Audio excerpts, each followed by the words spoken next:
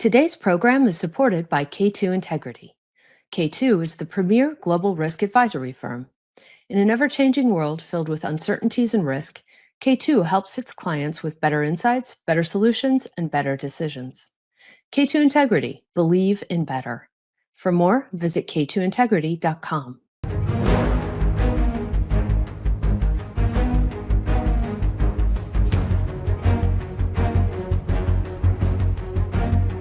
I'm Elaine Dezenski, and this is Coercive Capital on the Illicit Edge Network. Among the dizzying number of executive orders, tariff negotiations, and Doge activity since the inauguration, there is one very critical aspect of the Trump administration's economic agenda that I believe requires further examination. It's called the America First investment policy. This policy stands out as a clear articulation of the new pathways and barriers, the revised rules for foreign investment in the US. The goal? It's actually twofold. Boost foreign investment from allies while restrict capital inflow from hostile states. Joining me for this conversation is Nova Daly. Nova has held senior leadership positions in the US Departments of Treasury and Commerce, the White House, and the US Senate. While at Treasury, he served as Deputy Assistant Secretary overseeing investment security and policy. He's now a senior public policy advisor at the law firm Wiley Rein and also works alongside me serving as senior advisor at the Foundation for Defense of Democracy's Center on Economic and Financial Power. I'm also lucky enough to call him a friend. Nova and I break down some of the key elements of the America First investment policy and what it means for capital flows, US companies, and the broader seismic shift in the global trade order.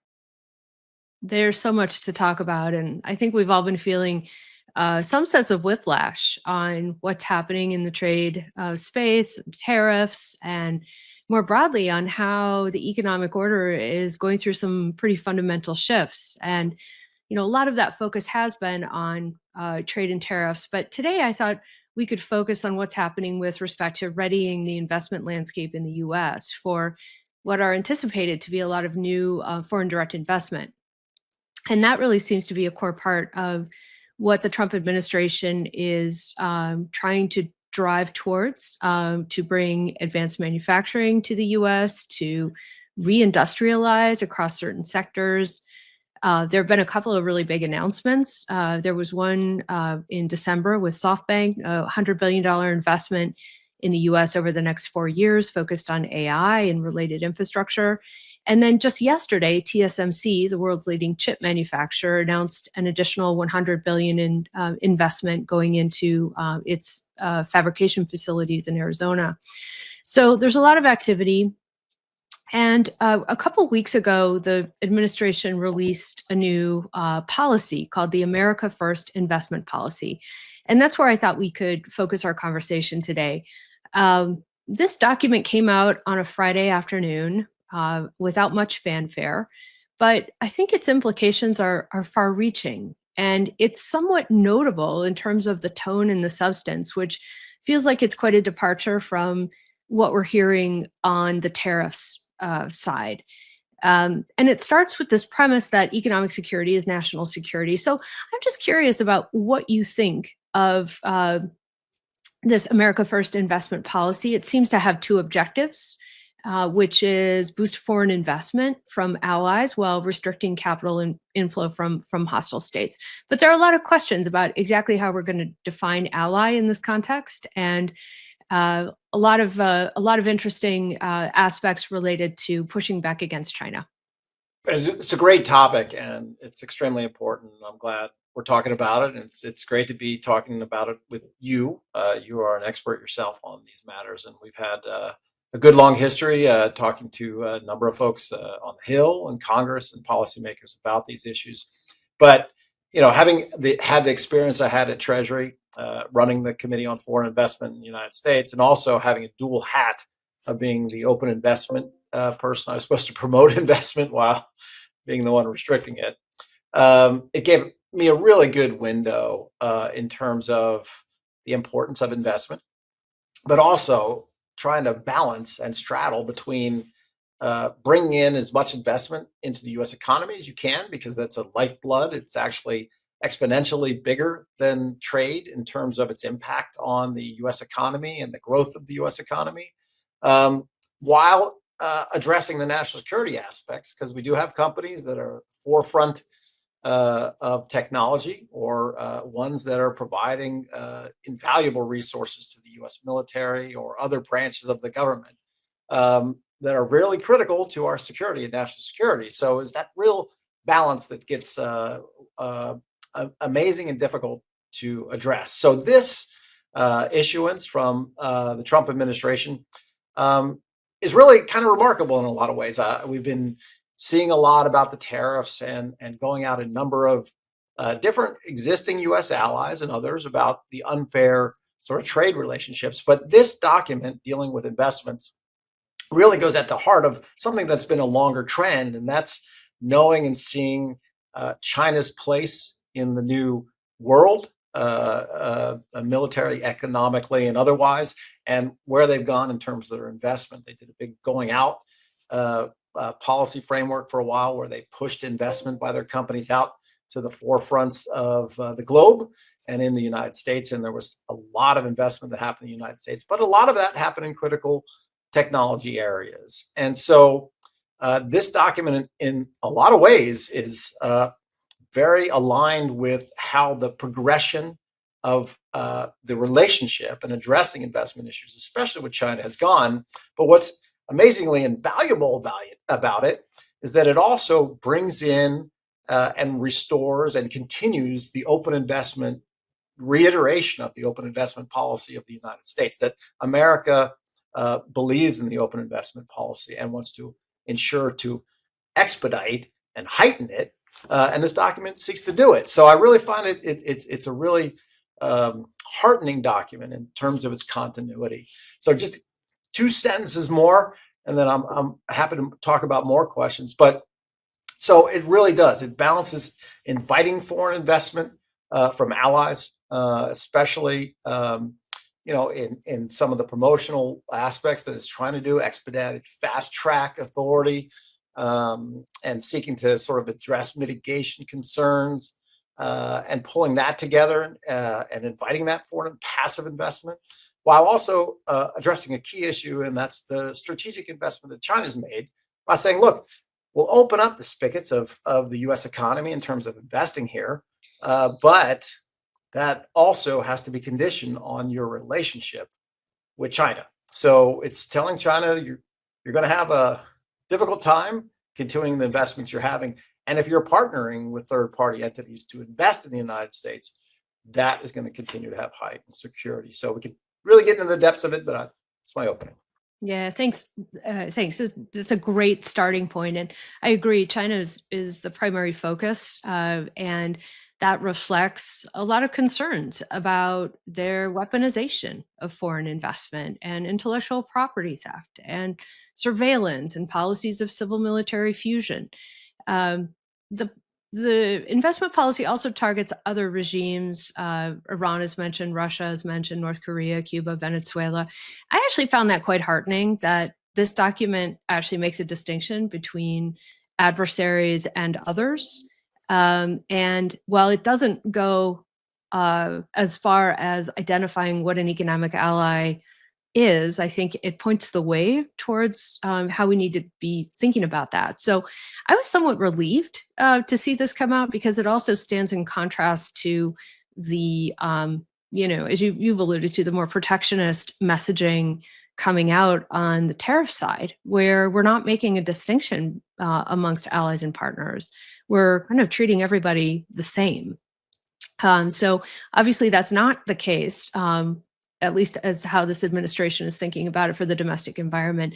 Let me talk about one piece of this that I think is interesting, and where I know you've had a lot of thought leadership and experience, and that's on the CFIUS process, America's Foreign Investment Review Committee on Foreign Investment Review, and how this document highlights the risks of the risks to American capital and intellectual property, and the emphasis on streamlining that process, but also strengthening that process to restrict certain kinds of investment, in critical infrastructure, energy, raw material, other strategic sectors, and strengthening authority over greenfield investments. This is interesting, and I think it does point the way in terms of how we might be thinking about CFIUS going forward. But what do you think? And where are the opportunities to put the CFIUS process in the context of this, this not only this document, but how we need to be thinking about managing the risk across these new investment flows? Yeah, it's going to be interesting because it lays out some fundamental new horizons in terms of CFIUS that are going to be interesting to see how they really approach it. I mean, one of the big items that this document puts in there is that they want to cover what's called greenfield investments. And greenfield investments are those, just for the audience sake, for those who may not know, those where it's just a fresh investment. You're not acquiring a company, you're actually making just an investment and building a building in the United States, actually building something that makes something or provides a service. For instance, a lot of people don't recognize that while Huawei, a company that was under a lot of focus in terms of their operations and their equipment here in the United States, while a lot of efforts were made to sort of push out that equipment because of the dangers it presented to the U.S. telecommunication systems, they had two huge R&D facilities inside the United States that were greenfield, where they just built the building and put their own people there, where they're doing art, research and development, one in Texas and I think another one in Washington State. But so what this seeks to go after and how they do it is going to be interesting, is those types of investments where a company comes in and sets up a business here in the United States that could have national security implications. Obviously, if the focus sticks to sort of foreign adversarial nations, that'll keep it in a smaller range. But obviously, when you're dealing with a situation where it's also companies that could have a nexus to our foreign adversaries, that opens up a broader aspect. So how they're going to be able to address that issue and go after that kind of investment legally, first of all, because right now CFIUS isn't authorized to do that. So it would either take an act of Congress, or the president would have to evoke, as he has in some other documents, the International Economic Emergency Powers Act, to make that effectively a function of what CFIUS does and looks at. And then how would you sort of force that notification? Would you make it a mandatory process, as CFIUS now contains mandatory requirements for certain investments to file with CFIUS? And would it concern certain technologies? So how do you really cabinet it off, and how do you keep it from being this huge, expansive program? But so that's one very remarkable thing. Well, it'll be interesting to see how this administration decides to implement that. Yeah, absolutely. One of the questions that I've been thinking about is whether there's an opportunity for expansion of CFIUS in terms of a unified policy that we talk about and we align across our core trading partners and economic allies. So this idea that we build CFIUS into the trade structure and the basic rules of global trade. We're at this moment where that system is going through some upheaval. Do you think it's an opportunity to extend the use of these tools, and through that have a much more concerted effort to push back against investment that is problematic for us and potentially for our allies? Yeah, and it's interesting. This document brings it up, and I know it's something you've really looked into and considered, and it's frankly really important, especially when you're dealing with the broader issues of supply chain security, of technology security. How do we build our systems to protect them and our technologies and our innovations? So after the latest CFIUS law was passed, FIRMA, in 2017, part of the aspects of FIRMA was that the U.S. would engage its foreign partners to have them build up CFIUS-like mechanisms so that could be exempted investors, which would exempt them from mandatory filing on a non-controlling, non-passive investments. So right now, the list of exempted countries that don't have to, that are effectively not covered if they make those kind of investments, include our Five Eye partners, UK, Canada, Australia, and then gosh, well, I forget. Why am I forgetting our friend New Zealand? So, New Zealand, yeah. bam. But anyway, so just the Five Eyes are really the ones that are exempted. So, Yeah. so there's a consideration like, do we broaden that out? And so why it all matters is that when you have those nations where you do have sort of an ease of investment, that ease of investment also brings greater trade in a lot of ways, because you have companies, foreign owners that come in and buy U.S. companies that start to build, and usually, for the most part, those investments are in manufacturing enterprises, and that creates a trade relationship, a stronger trade relationship, especially when they're producing a good that's exported between the two countries or otherwise. They're not making that investment if they don't see a benefit to them either in their own domestic market or abroad somewhere. So, Right. so I think it's really interesting. And CFIUS, when initially the law got passed, the gentleman that headed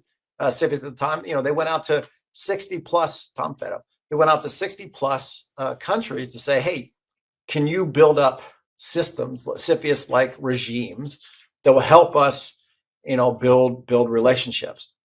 Now, the broader auspices for that design was that, the CFIUS I was seeing when I was there at Treasury, but it definitely expanded over time.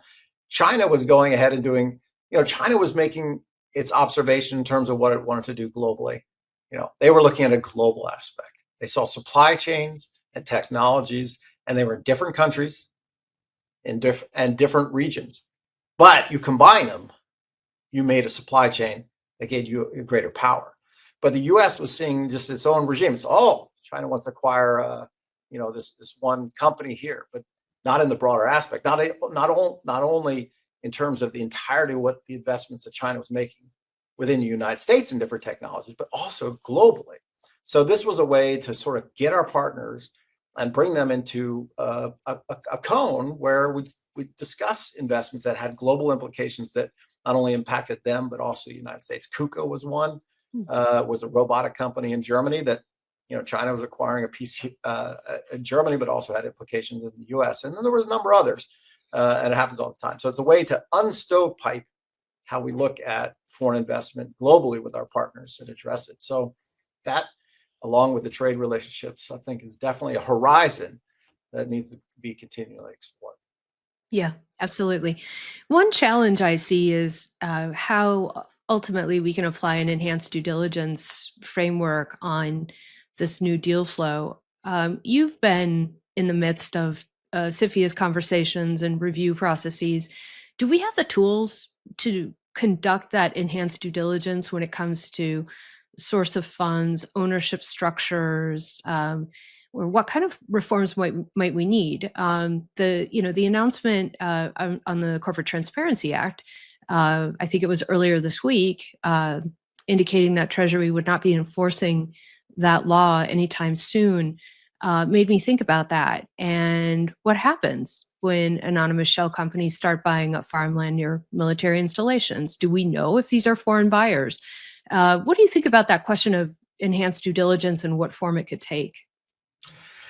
Yeah, I mean, I haven't really dug into the non-enforcement of the Corporate Transparency Act, and I think there was some caveat if it included some foreign adversaries or included others or China that it was not applicable, that they actually was going to be applied, but I really have to look into it. But it's essential. I mean, if you just look in CFIUS in terms of exempted investor or exempted country, I mean, investment from an exempted investor country still may not be an exempted investment if there are ties or ownership or other things that have China investments or adversarial investments to a certain degree where they have a controlling interest. And you just see it all the time, especially in the world that I'm in, where you're helping companies go through the CFIUS process and you're asking about the general, say in a fund, you're asking about the general partner, and then you ask about the limited partners, and there's a whole host of limited partners, their funds, and then what powers do they have? So I think the U.S., if it really wants to address, because the China issue in terms of nefarious investments, you really have to get into the weeds of the corporate ownership. It can't just be one-off on a CFIUS transaction. I mean, it's happening all the time, and there are many transactions where companies look at them, and if it's not a mandatory required filing, if they're not forced to do it, if it's voluntary, even if they know there are national security issues, they're going to say, well, it's easier just to do the transaction and then get caught later. And for the seller, they have no liability. They're out. Once the sale happens, it's the buyer that's going to have to deal with any CFIUS liability in the future. So without other mechanisms to sort of recognize the corporate formation, who owns what, where the real decisions are coming from, CFIUS is going to be at, it's going to be on its back heels about a lot of things. And so the more information I think we have, we don't want to be an Orwellian state, but we need these observable points of data to make informed decisions about our own national security. Today's program is supported by K2 Integrity, the premier global risk advisory firm. In today's world, threats can arise anywhere at any time. Threats to your organization's operations, financial stability, or reputation. K2 offers a better way to counter the threats facing your organization. K2 provides critical intelligence and actionable strategies to uncover the truth, make decisions, and reduce risk. K2 helps you face critical challenges with an experienced team and the ability to navigate the most complex issues to arrive at better outcomes. That's why clients partner with K2, to help them thrive in an ever-changing world filled with uncertainties and risk.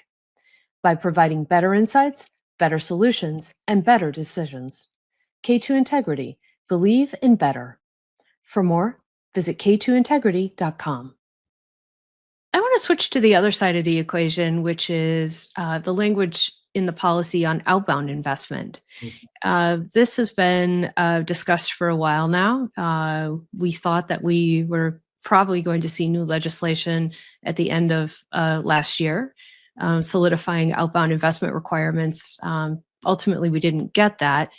It may come forward this year, but this policy moves out on that concept, which is, the question about where U.S. investment is going, and that it really shouldn't be going to support military-civil fusion in China. It shouldn't be going to support the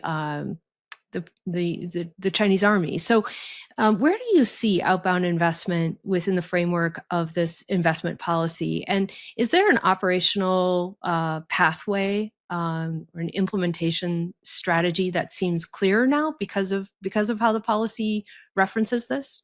Yeah, no, it's great. And trust me, that there is an outbound investment regime that's actually now operating within the United States. I think the beginning of this year is when it took effect.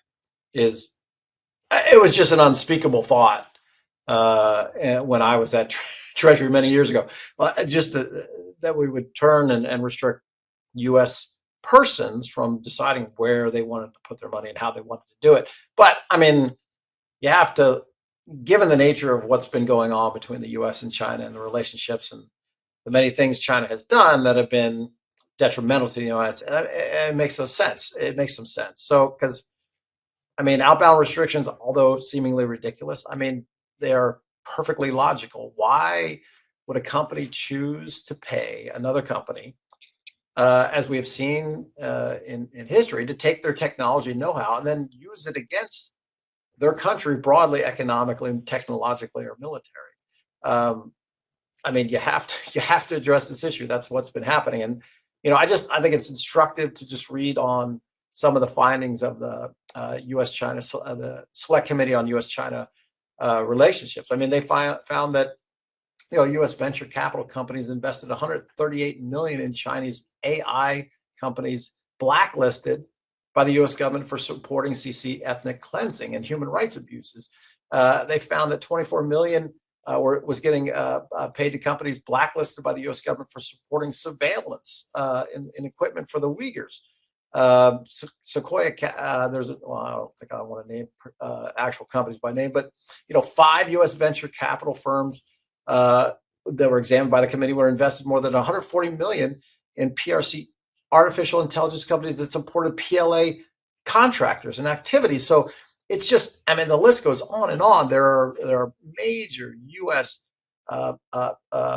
Financial institutions that have billions, if not trillions, invested in China in places where China is using that money, those funds, to develop their civil military fusion that is being used against the United States to the detriment. So it's the short-term, invest money and get some back that is going to actually negatively impact us for the long term. So as much as it seemed odd, it would seem crazy to me way back when to think about an outbound investment regime as being necessary. Given where we've seen China go and use our funds and decide to take the relationship, I think it's critically necessary.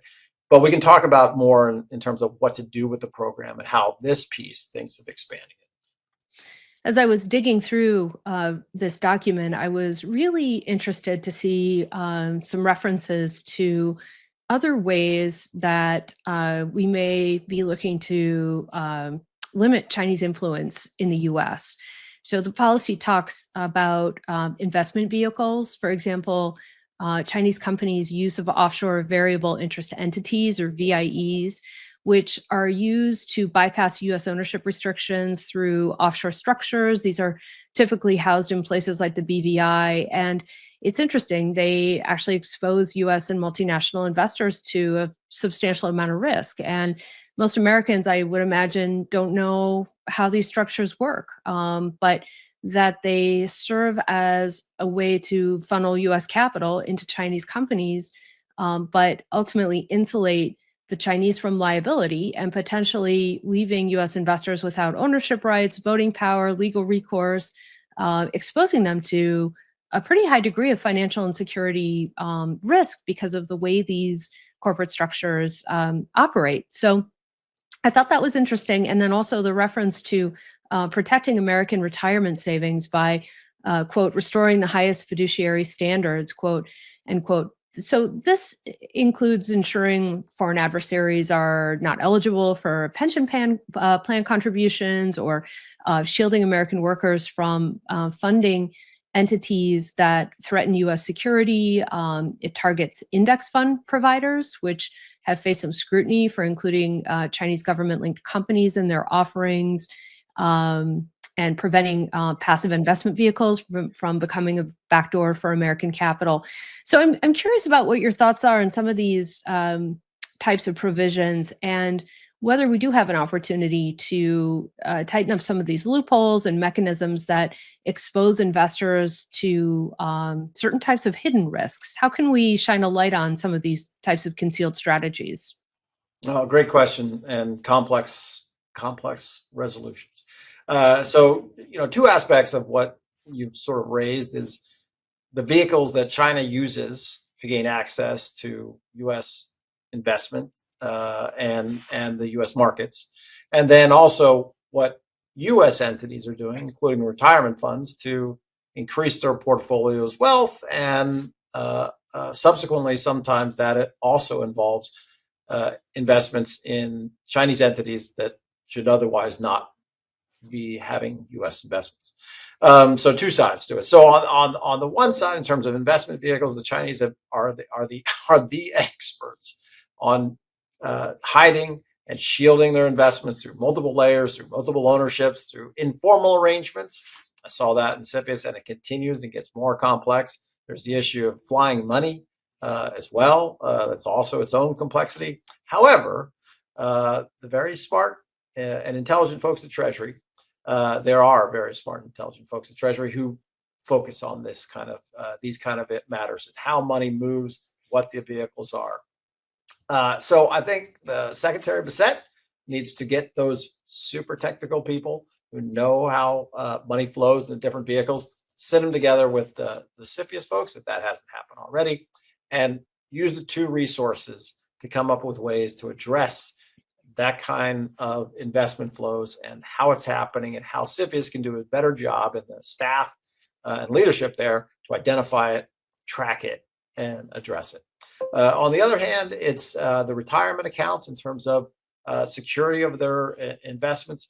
The tricky part, and this has been going on for quite a while, is that these big investment CalPERS and other big investment entities all throughout the United States and otherwise, and even in big financial institutions through 401ks, those investments are done through bucket investment types, where it's emerging markets or blue chips or otherwise.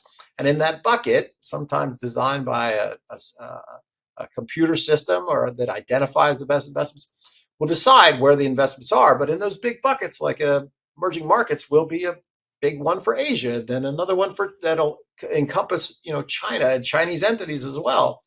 And then sometimes it's just investment indexes that have multiple investments and multiple layers. So it's complex, very complex in terms of the investment vehicles that are out there and the ones that eventually channel money and investment to entities for which the United States would rather otherwise not have investments going, especially entities that are supplying the PLA. It's a complex issue that requires a lot of work. And I think AI is becoming really good, maybe helping address some of these issues in digging down the rabbit holes. Yeah, absolutely. So I love the forward-leaning nature of this policy. I want to circle back to the reference to allies and partners, which comes up multiple times. We talked about it at the outset, and the fact that this language in this policy document feels incongruous with the tariff rhetoric, where again, we don't see that much distinction in terms of how we treat allies and partners versus countries that maybe don't fit into either of those categories. It seems to me that we need a set of ground rules around economic alliances, and that defining those rules will be important to avoid losing credibility. And we don't want to undermine the stability, the transparency, the rules, the predictability of the US market.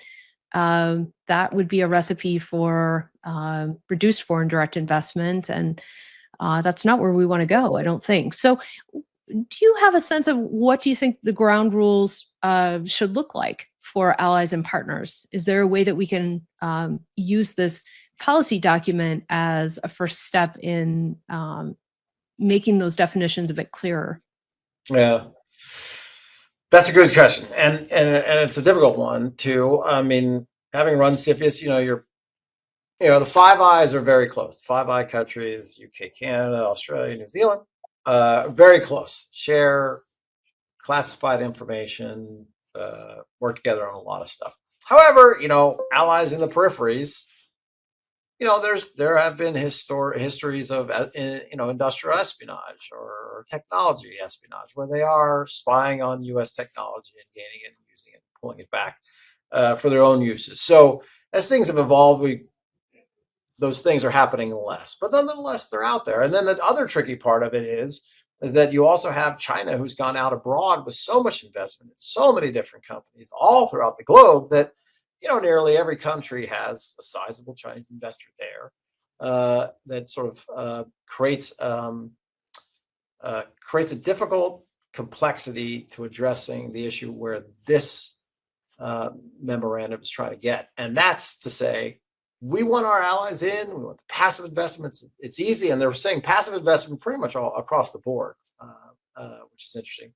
But they're saying from our allies, as long as you have a less connection to China, we want to welcome and expedite the way we review that investment. And that's just going to require a lot of person work to really get through the layers and details. And it's going to require our allies, which I like, to start pushing back on that Chinese investment, utilizing the informal and formal mechanisms we have through other investment regimes and sharing information to start pushing back on that China investment. So that we don't have as much problems and delays in the investments that are happening bilaterally and multilaterally. All right, final question. So if you were to consult your crystal ball, what do you think China's reaction to this policy will be? Do you think that we'll be looking at more foreign direct investment coming in from China? Do you think that they'll be happy with the ground rules around, restrictions on certain kinds of investment, ownership, focusing on the passive side versus other ways that their capital might enter into our market? Do you think that there will be pushback around this, or do you think they'll say, "Okay, these are the rules"? Yeah, I mean, one of the fun things I got to see when I don't know why I harken back to this, but it was the way China operated. I mean, they just they pushed the envelope, even when they would make investments they knew would be blocked, that should obviously be blocked. They would do it anyway, because they knew two things. It was a catch-22 for the United States. If we said no to that investment, then we were suddenly as protectionist as they were in terms of allowing foreign investment. And then if we allowed it, well, they got it. So it was a no-lose situation for them. So I don't think China is going to be too apoplectic on this reciprocal document in reciprocity to how they operate, as well as their regime that also controls outbound investment when they want to and where they want to.